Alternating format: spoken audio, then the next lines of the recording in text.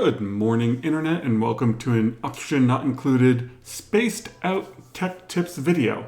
Thought I'd go over the new geysers and taming them based on what I've learned so far. This is still the testing branch, so stuff can change whenever. We're in a sandbox mode here, so it says colony lost, all my dupes are dead, whatever. So we'll start here with the liquid sulfur geyser. It comes out at 165, but sulfur liquefies, right there, at 115. So a steam turbine will not make it a solid. In my playthrough, I found that this worked really well. I also used this for leaky oil fissures. So as this sulfur comes across, it solidifies, but as it warms up, it will then melt this and pour off the edge. Since this is coming out at 165, it will activate the steam turbine as this water warms up. See, there's not a whole lot of water in here. I tried doing this with a thermoregulator, but you need this water to be cold to solidify. So what I found was you had to use an aqua tuner. So it uses a bit more power, that's fine. Important details is this needs to not be water. If this is water, then when this comes to here, it will interact with it and bad things will happen. So you need to make sure that as you fill this up, this layer is below 1,000. I think here I've got it at 990. That number doesn't matter. The important thing is that this is a vacuum. So as you see, as the sulfur comes across, this sulfur is then melting. You see how this kind of pops up and down. That's why I said this has to be a vacuum, so that this can pour off and solidify. And I might even have too much water in there. Let's take a tile out. There. Now when it pops up, it can't interact with this tile. There. So now this sulfur should melt. Sulfur 92, yeah, it's just got to get up to 115. And so, there it is. In fact, I can probably even use these shipping rails to cool it down more, but this aqua tuner keeps this water cold, which solidifies the sulfur. I'll just set that to all. This picks up the sulfur, ships it. Since you typically, here we'll do this. Since you typically find your sulfur geyser over here. No, that's the metal planet. Find it over here.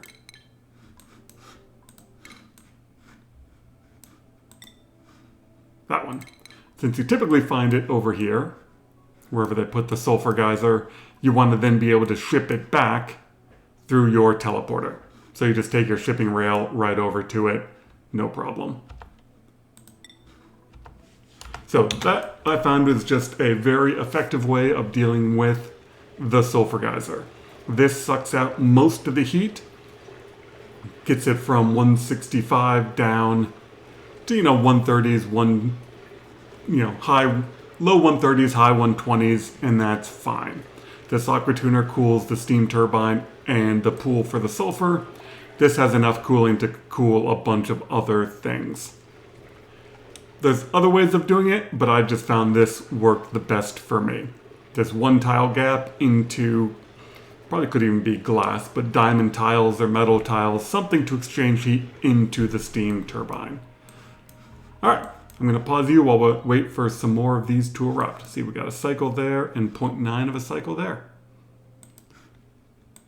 And welcome back. We're about to see the tungsten volcano erupt. Tungsten comes out screaming hot. 3,700 degrees will melt thermium. Technically not true. Thermium doesn't melt. Thermium turns back into tungsten. But the point is, if you try to put anything behind here, it will melt. It will melt, it will be destroyed. So you have to make sure nothing is behind the volcano. Let the material come out, interact with the steam. You want the steam pressure to be high, but below 250. I find between 75 and 100 is enough to keep this tamed. Now the nice thing about tungsten is it gives off its heat fast. So it will exchange its temperature and dump the heat out quickly into the steam, and then you can deal with it. And then I thought I'd put the liquid vent over here to show you the weird interaction between neutronium. So see that's 3,000 degrees. And already here on the rail, it's 2,000. It's already dropped 1,000 degrees in that amount of time. So here's what happens with, there's liquid tungsten. So water dropping on neutronium doesn't interact. So this way you can get 95-degree water to run right into the tungsten. Over here, this I've got set to 130. If it's above that, it kicks it out. No, if it's below that, it kicks it out. If it's above that, it just keeps rotating. Oh no, I got my rotation wrong. All right, let me fix my rotation. How did I get that wrong? I think I just got to move this back. You should go there. Deconstruct you. And you go like that. So that way, this material will only go onto that if it's empty. And then now I just need to make some room. There we go. Now it rotates. That means I gotta fix all the other ones. So there you go. It's screaming hot tungsten, but remember it's coming out at 3,000 and it's already got, some of this is down to 200. So it does exchange temperature fast. This you want to make obviously out of steel or thermium if you have it, but you can see the temperature just crashing. So it's not that bad to deal with as long as you plan ahead. Oh, and here we are at the molten aluminum. I probably need to fix this as well because I screwed this up. Same thing. I want this bridge to interact onto there. You always want to make sure you have an output pointed at an output.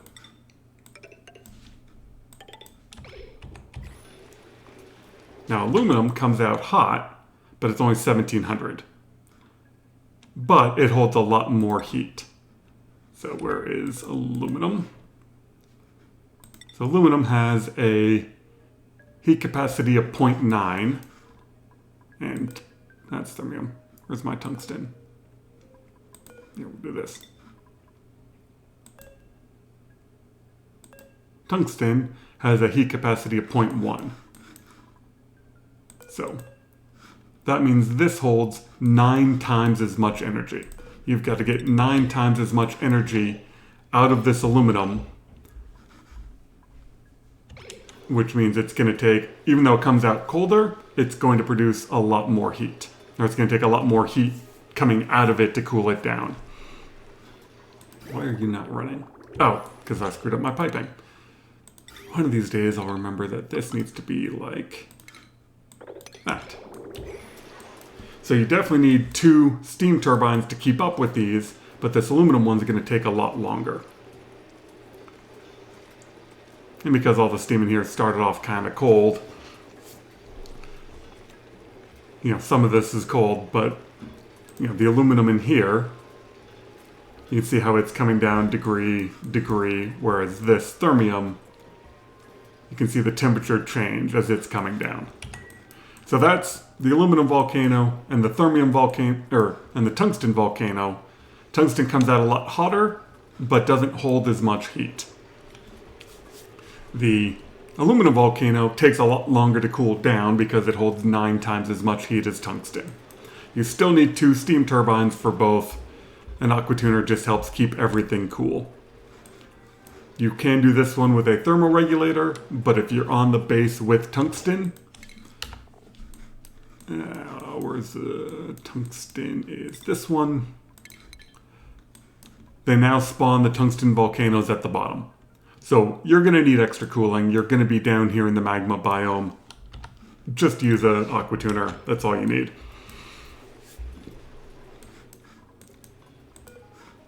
So I think, yeah, and then this is all nice and stabilized now. If you're worried about the temperature of your sulfur, you could run it through the water. You could change your shipping rails.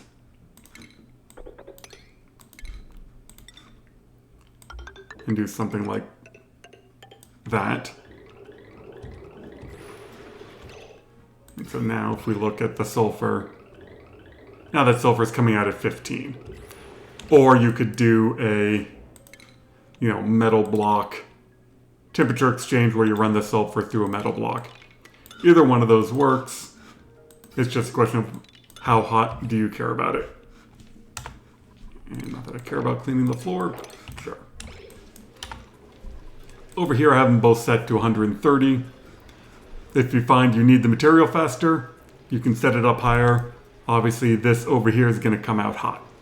So you got to make sure you're dealing with the heat of this material. Same thing, you can use a temperature exchange or whatever you want to do. Steam turbines at best will get it down to 125. But that means you got to wait all the way. And it's better at 130 than the stuff actually comes out. And see, this is just now getting there. And see, here it comes popping out. As it pops out, the loader loads it back in. So now we gotta wait 13 cycles for the Niobium volcano, which is definitely a special case situation. So we'll see you here in a little bit. We are not quite back to the Niobium volcano, but I thought I'd show you what happens. So here is a thermium Temp shift plate, and that is the eruption point. Those of you who don't know, the eruption point is 2 in and 2 up. That's where it comes out of.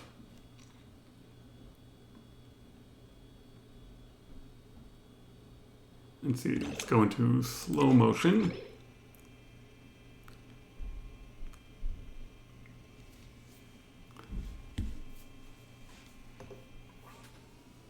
And we'll see if this keeps up. And luckily there is enough water pressure in here, but this can melt this Temp shift plate. But because the specific heat capacity of tungsten is low, it can sometimes keep up. If you haven't started this with steam pressure yet, you can melt that plate. Over here, on the aluminum volcano, it's fine. Temp shift plate has a melting point of 2600. Aluminum comes out at 1700. So a thermium Temp shift plate back there is recommended. It helps exchange all the heat with the water. You just got to be careful of the one back here. It can melt. But now we're waiting on the Niobium volcano. So I spawned a Niobium volcano in space. I just want to kind of see what happens. So behind it are obsidian tiles. They melt at 2700. Niobium comes out at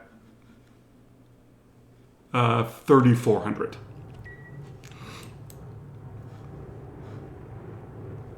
I'm just kind of curious whether it's going to melt straight through this and if it will go out into space. I kind of preheated the drywall a little bit. This is more just an experiment. The other one's still got another cycle or two to go off.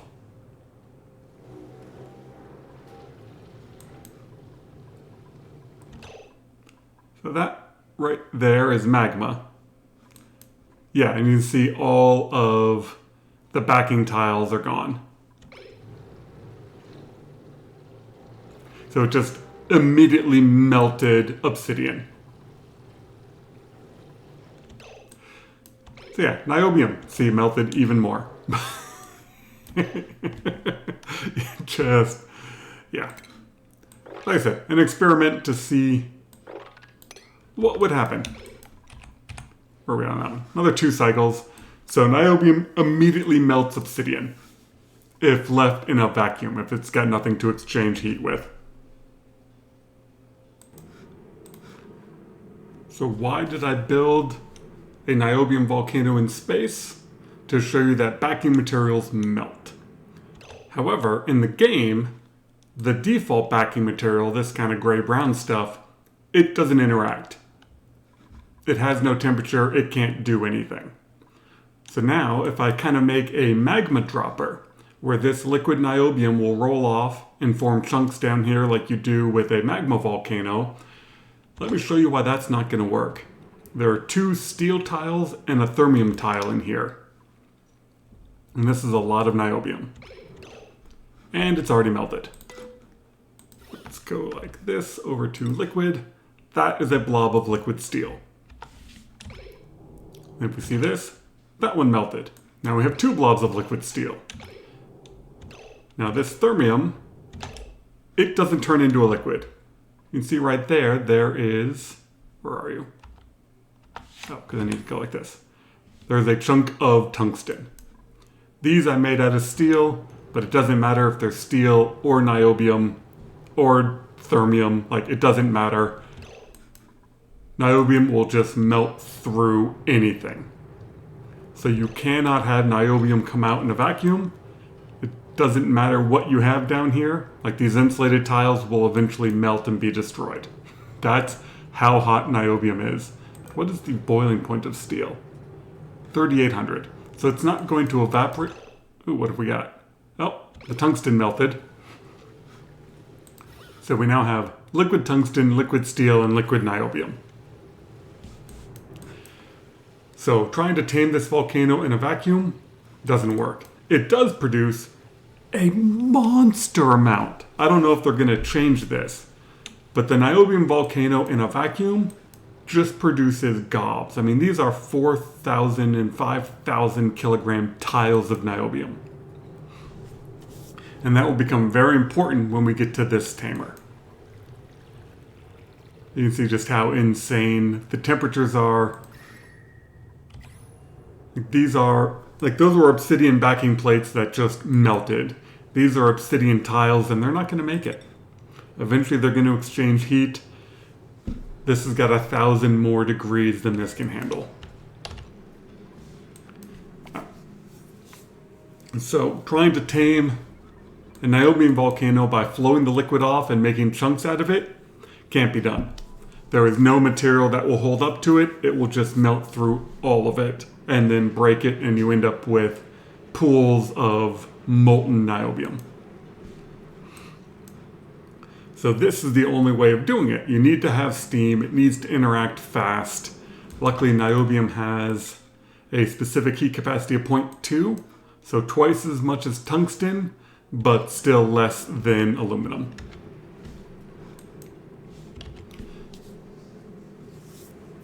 So it does exchange heat fast, which is nice, and it doesn't hold a whole lot of it, which is nice. But it still comes out screaming hot. The next important thing is the chunk size, the tile size of niobium. These tiles are all thousands, 800, 500. This liquid tile is 5,000, 4,000 to 5,000. Then we'll see what happens when this comes out. There's a robo miner in this tamer for a reason. When this niobium comes out, it's going to form instant blocks. See? Niobium chunks are only, 100 kilograms, 50 kilograms. So it's going to interact with this steam, form chunks immediately. So you have to have a robo miner to grab it. And then it will block itself. So until your robo miner cleans this section, this isn't going to produce any more material. But this is the way you have to tame them. You have to have steam in here. You can see this stuff is already down in perfectly reasonable temperature ranges of 1,000. Like, it comes out screaming hot as a liquid, but as soon as it turns into a chunk, it's given off its heat. This stuff up here is already in the 400 to 500 range. And so as soon as your robo miner cleans that one piece, if it's still erupting, oh, see, now it's gone dormant. Oh, I screwed up this one as well. So yeah, niobium volcano has to be surrounded by steam. You have to have a robo miner in there to clean it up. Let me fix my shipping. So for those of you, trying to figure out why your shipping won't recycle like mine was just not doing. the one coming out of the shipping container has to hit an existing shipping rail behind an output.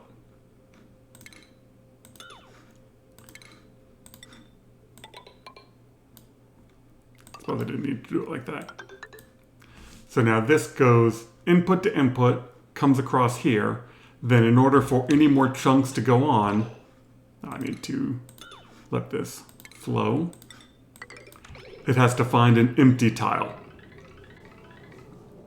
I had my outputs on the wrong side. You can see everything. So see, this niobium gives off its heat fast. It's down to a reasonable temperature for your steam turbines to deal with. But it forms those solid chunks immediately. If you try to do it in a vacuum, you end up with pools of niobium melting through your entire base. So there you go. This is all nice and stabilized. This sulfur is actually coming out cold. We've already got 19 tons of it. One liquid sulfur geyser, more than enough sulfur for anything you need in your base. Having it just go through this water cools it down. Aluminum volcano comes out hot. Takes a while to cool off, but it works. Tungsten volcano comes out super hot, but gives off its heat so fast it's actually not that hard to deal with. See, my aqua tuner's not even running. The steam turbines are nice and cool. It works. Niobium, you have to have a robo miner. You have to surround it with enough steam to turn it into chunks. The robo miner eats it. That being said, that is more than enough niobium to make everything you'll ever need in the game. In fact, the amount of niobium you dig off of your superconductive planet, just digging it up, you can then turn niobium into thermium, turn thermium back into niobium with a metal refinery, so you don't actually need to tame the niobium volcano. Planetoid. So, thank you very much for watching. Hopefully this will help you out as you're planning on how to tame the new geysers and metal volcanoes in Spaced Out. If you have questions or comments, definitely let me know.